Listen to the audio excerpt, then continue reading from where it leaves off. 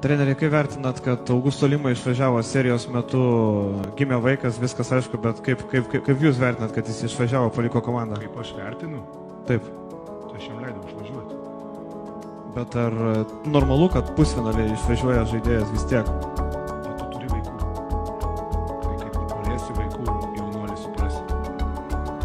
Nes čia yra maksimumas, ką žmogus gali patirti. Vau, geras klausimas, tikrai. Tu galvoji, krepšinis yra svarbiausia gyvenime.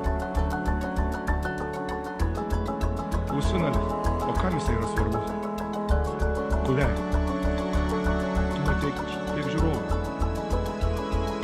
Svarbu, ar žmogui, tai tu kaip vaiką pirmą savo pamatysi, tai tu suprasi, kas yra gyvenime svarbiausia. Ateik su manim pašnekėti tada. Nes nieko negali būti didingesnio pasaulyje kaip vaiko gimimas. Patikėk manim. Nei titulai, nei niekas. Augusto Lima yra dabar padangėse.